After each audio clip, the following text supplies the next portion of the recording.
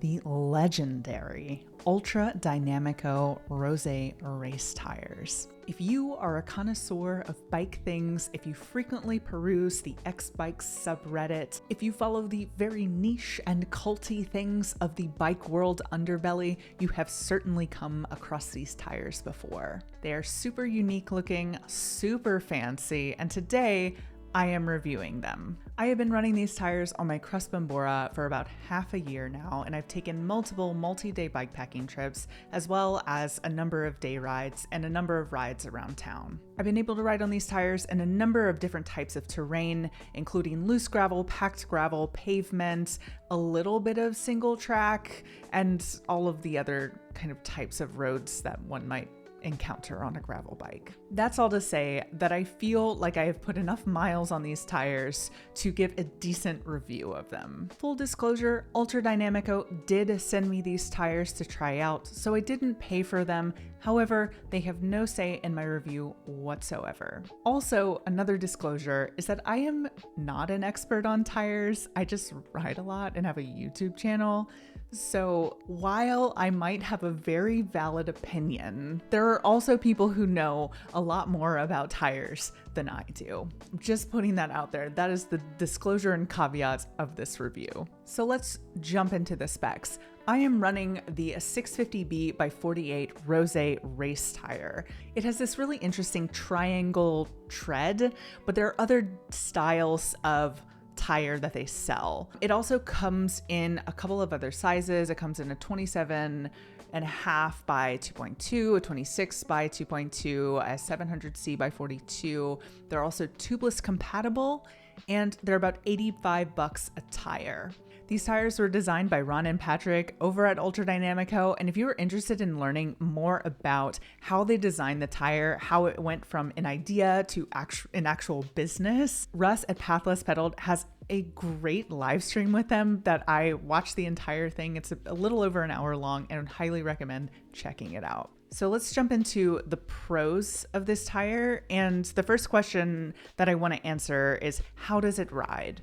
And the answer to that is, on gravel, it rides like a dream. It's grippy, it's stable, it's comfortable. On the loosest of gravel, I feel super steady and really safe. It also climbs really well. Whenever I've had some steep climbs on loose gravel, it grips like a dream. It's really, really, really, really grippy. Another pro is these tires are really aesthetically pleasing. They're beautiful. Their entire line of tires are just really, really nice to look at.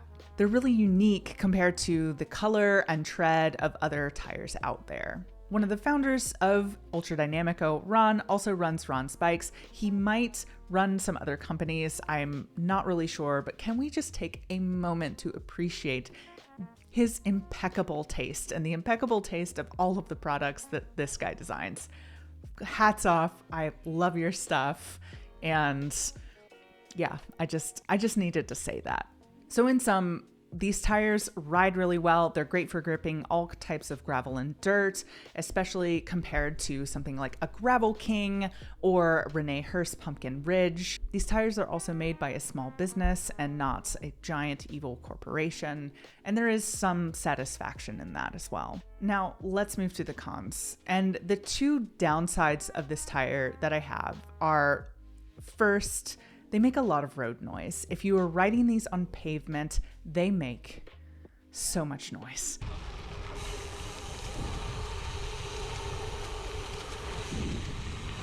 It's just really, really loud. And maybe that doesn't bother you, but compared to something with kind of a milder tread, something that doesn't have as thick ridges on it, these triangles that are on this tread are really thick. So it makes a lot of sense that it would make a lot of noise on pavement. But it is something that I notice every single time I ride on pavement. This may or may not bother you, but for me, it's something of a downside to these tires. And the biggest con with these tires is that they're really expensive. They are $85 a pop when you can get other tires of comparable quality for $30 or so less a tire. We all know that these days inflation blah, blah, blah. Everything is super, super expensive. And this is a huge expense. Now the question is, are they worth it? And my answer to that is yes and no. If you have the disposable income to buy a really nice tire that is made by a small business and that is aesthetically super beautiful, then yeah, absolutely, this tire is not going to let you down. However, if you are on more of a budget, you can find a comparable tire that will perform really, really well at a different price point. So that's probably not the most satisfying of answers, but how I feel about this tire is that it is really expensive, but it's really beautiful, and I think it's worth it if it fits in your budget. All right, y'all, that is the end of the review. I hope you guys found this useful. If you like this video and want to see more, hit the subscribe button and like the video. Please leave a comment below. Let me know what you guys think, and I will see you next week.